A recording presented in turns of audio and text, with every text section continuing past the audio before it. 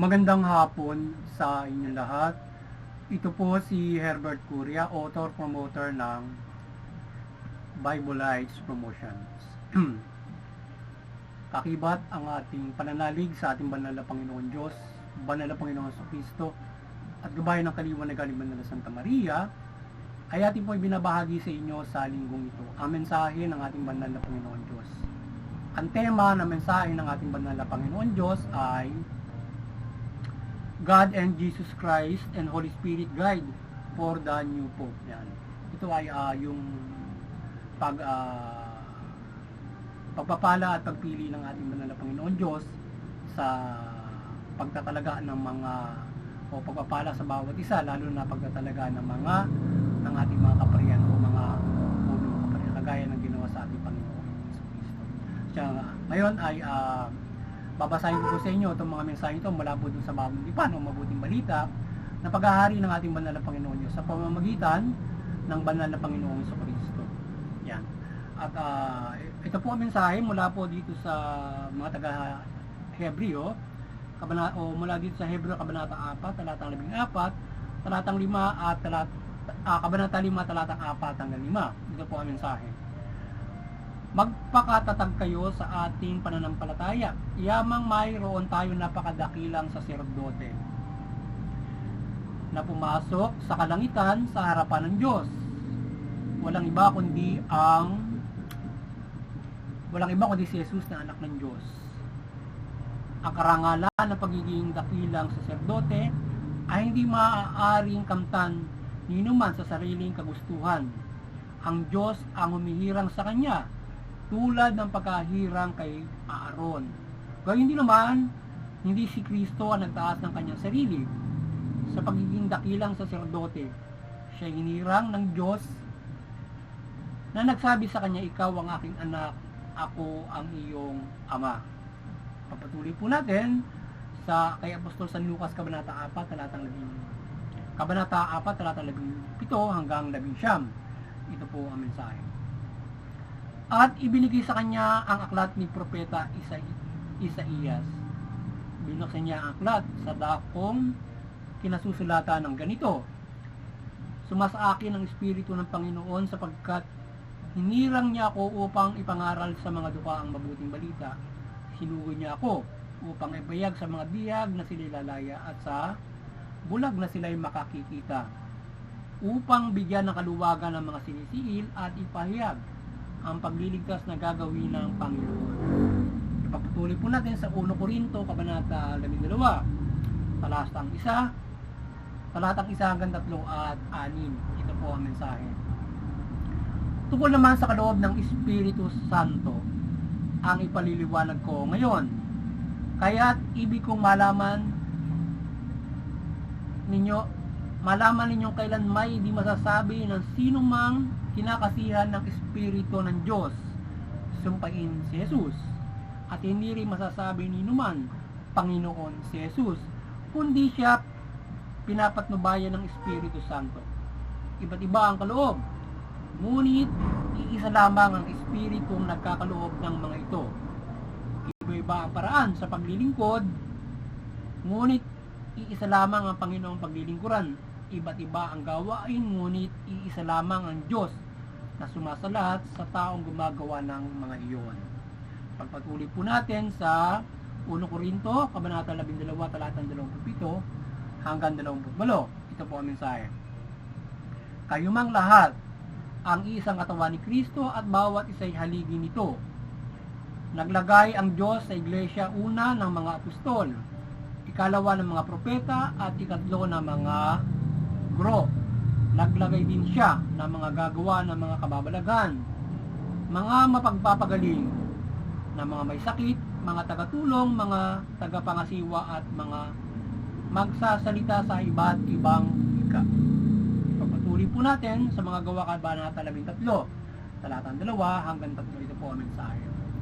Samantalang sila ay nag-aayuno at sumasamba sa Panginoon, sinabi sa kanila ng Espiritu Santo, ibukod ninyo sina Bernabe at Saulo.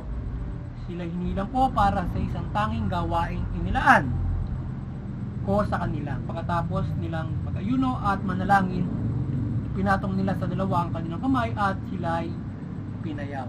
Ito po ang mensahe salita ng ating banal na Panginoon Diyos sa ating pagbabahagi ng mabuting balita dito sa Bible Lights Promotions. Yan, ating pong pasalamatan ang ating banal na Panginoon Diyos, banal na Panginoon Kristo, banal na Espiritu Santo, gayon din ang ating banal na Santa Maria. Yan. Maraming salamat po, banal na Panginoon Diyos, banal na Panginoon Kristo, banal na Espiritu Santo, at gayon din ang banal na Santa Maria. Ngayon naman po ay ipaliliwanag ko sa inyo ang mga mensaheng ito mula po doon sa tema na God and Jesus Christ and Holy Spirit Guide for the New Pope. Yan. So ito ay nais mong ipababatid sa atin ng banal na Panginoon Diyos yung kanyang ang kanyang pagpapala sa atin kung paano tayo niya binibigyan ng pagpapala ang bawat isa kagaya ng sa banal na Panginoon Kristo, at kung paano sinusugo ang banal na Espiritu Santo, at kung paano tayo pinagpapala at binibigyan ng kaloob ng ating banal na Panginoon, ng Panginoon Diyos mula sa Espiritu Santo na nagkakaloob sa atin ng iba't ibang mga pagpapala kagaya ng pagpili ng mga apostol, paglalagay ng apostol, pagpapalagay ng mga guro, pari, yan ay ang ating Panginoon Diyos, Panginoon nagtatalaga, at ang nagpapala nito ay yung ating Espiritu Santo na isinusungo sa atin sa ating para tayong lahat ay kinakasihan ng Espiritu Santo para pagpalain tayo sa iba't ibang mga kaloob sa atin na ating mga kakayanan na sa mundong ito. Sa simbahan, mayroong propeta, sila ay pinagkaloob sa kanila yan ng Espiritu Santo, pinagkaloob sa kanila ng ating banal na Panginoon Diyos.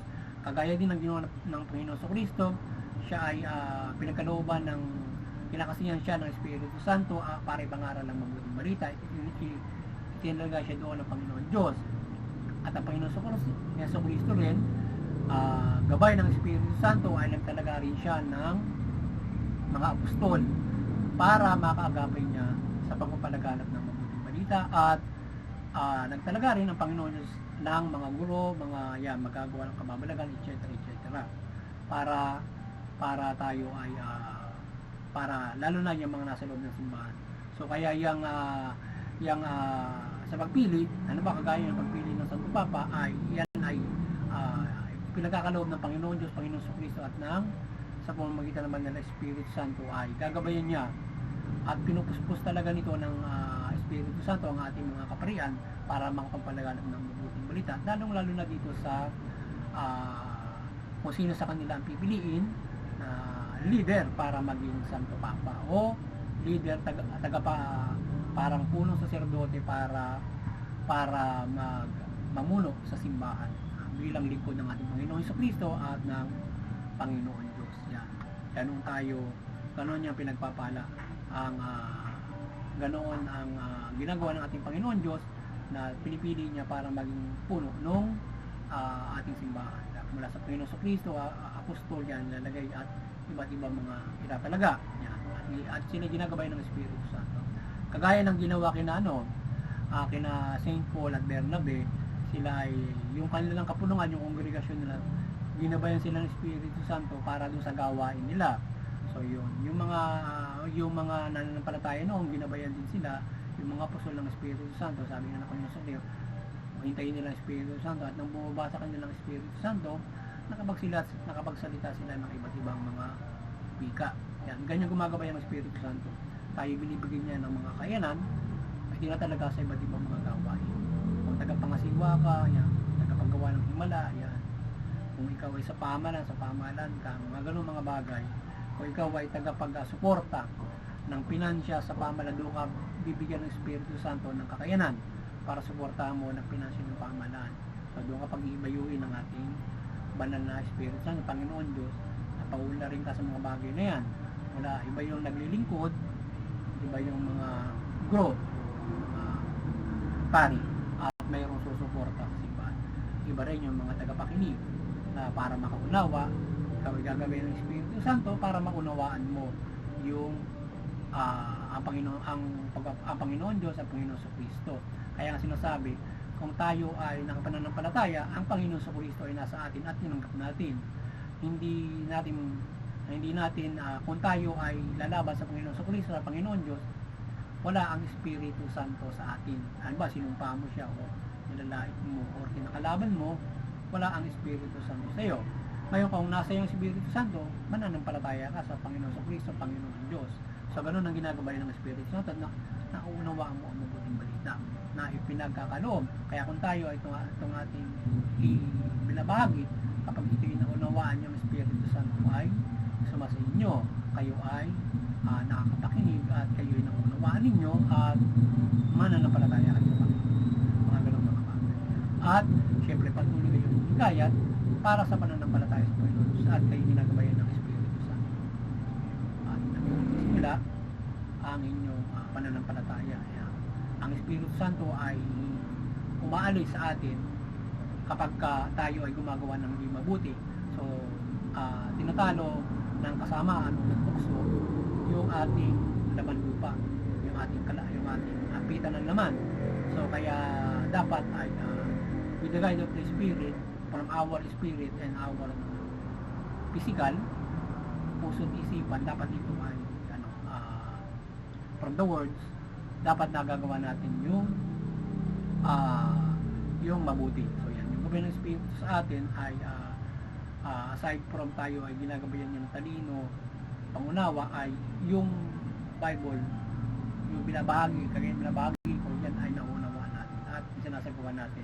So that is the guidance with us, with the Holy Spirit. Gagawin natin yan. Kung ikaw ay matutok, so ibig sabihin nalalabag mo na yung Bible.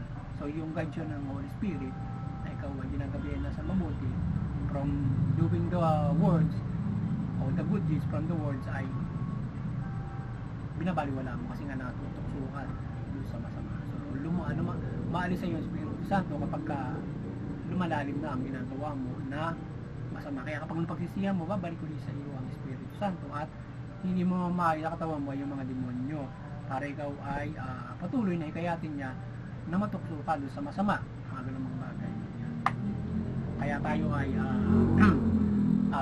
sana tayo ay magkaisa sa ating pananampalataya at idalangin natin tayo ay sinasabi rin ng ating banal na Panginoon Diyos kung tayo ay magkakaisa sa ating pananampalataya, diringgin niya yung ating mga dalangin. So tayo dumalangin sa Panginoon Diyos na pagpalain tayo ng pagpalain muli tayo ng ating bagong tagapamuno sa ating simbahan. Tayo masa sa ating banal na Panginoon Diyos na tayo ay pagkalooban niya. At yung gabay nga syempre sa ating mga kaparian. Ang ating mga kaparian at hindi sila matalo noong material o pitan ng laman. Yan, yung ating mga archbishop na siyang pumipili para sa ating bagong Santo Papa. But instead ay umiiral sa kanila yung Espiritu Santo to choose who is the Pope na nais ng ating banal na Panginoon Diyos na maitalaga. At hindi sila na-influence noong hindi magandang influensya, which is to choose who is the Pope o alagad na dapat na papatuloy sa gawain ito. Yan. Kaya yung muli, sana ay patuloy tayong gabayan patuloy tayong manampalataya sa gabay ng Banal na Espiritu Santo at sundin natin, siyempre, tayo ay hindi naman robot. Sa gabay ng Espiritu Santo, tayo ay, siyempre, mayroon tayong choices. And Spirit is with us to help us. Kinakailangan bukas tayo sa Kanya to help us for our choices, for our gawa sa pagpapala niya sa atin. So, ganun natin pinag-ibayo ang gabay ng Panginoon Diyos, Banal na Espiritu Santo. Yeah, para tayo ay gabayan. Sabi nga Panginoon sa Kristo, pag ikay magsasalita kung ipapayag mo salita, bibigyan ka niya ng kakayanan. So, ganun tayo ginagabayan ng Panginoon. So, Banal na Espiritu Santo, Panginoon, kung tayo nananampalataya at sila tinatanggap natin, ganun tayo tutulungan niya. Ngayon, kung hindi tayo tutulungan niya, hindi na tayo bibigyan ng katalinuhan, kagalingan magsalita. Kaya tayo ay manampalataya na ng Diyos. Muli, sana ay nagabayan na naman kayo ng Bibleized Promotions sa ating babahagi ng mabuting balita at nagabayan kayo sa inyong kaligtasan spiritual at naunawaan nyo kung paano ang Espiritu Santo ay gumagawa sa atin o gumagabay sa atin sa bawat isa mula sa pagpapala ng ating banal na Panginoon Diyos at gayon din ng banal na Panginoon Kristo para sa bawat isa at gayon din doon sa simbahan. Yan. Pagpili ng mga apostol, propeta, yung mga ganon, o mga guro, o mga nanununggulang simbahan. Yan ay tinatalaga at pinagpapalaya ng Espiritu Santo mula sa Panginoong Diyos na itinatalaga niya. Pusugo niya Espiritu Santo para siya ang gumawa kung sino ang pagpapalain niya ng mga pagpapalang niya sa bawat sinilang sa mundo ito. Yan. At yan, sana tayo nagabayan at kayo magkaroon na malaking pag-asa sa inyong kaligtasan. At patuloy tayo na nampalataya ng gabay ng ating banal na Panginoon Diyos, Panginoon Kristo, Banal na Espiritu Santo. Gayon din ang Banal na Santa Maria ng kanyang paggabay, ng kanyang milagro, kaliwanagan sa ating pagbabahagi ng mabuting balita. Hindi lamang sa tuwing linggo na kung tayo sa ating pagbabahagi na magliwanag ang bansang ito, kundi sa buong mundo na tayo ay gabayan ng kaliwanagan at pagmamilagro sa ating pagbabahagi.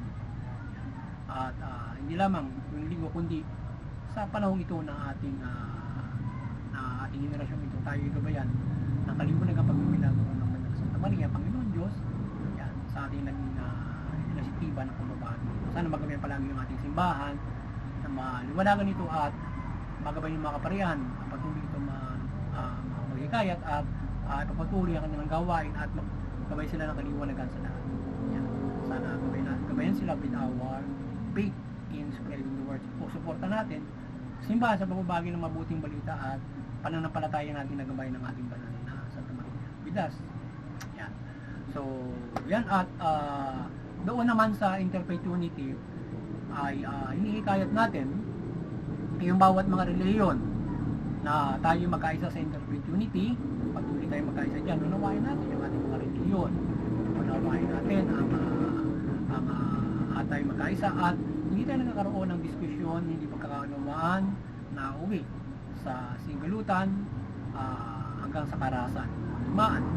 Bakos, makagagabay tayo ng kapayapaan, pagmamahalan, pagtutulungan. Hanggat ibang mabubuting aral ng ating mga relihiyon mula dito sa ating pagkakaisang ito. Makagabay tayo sa pamilya, komunidad, bansa at buong mundo. At muli doon sa CBCP and Vatican Church ay patuloy na sana kayo ay maliwanagan ng ating banal na Santa Maria at patuloy nyo pagmukulurin yung sangkatawan sa pananampalataya sa Panginoon Diyos, mula Panginoon sa Kristo, Banal na Espiritu Santo, yan, mula at mabuting balita, yan, o Panginoon sa Kristo.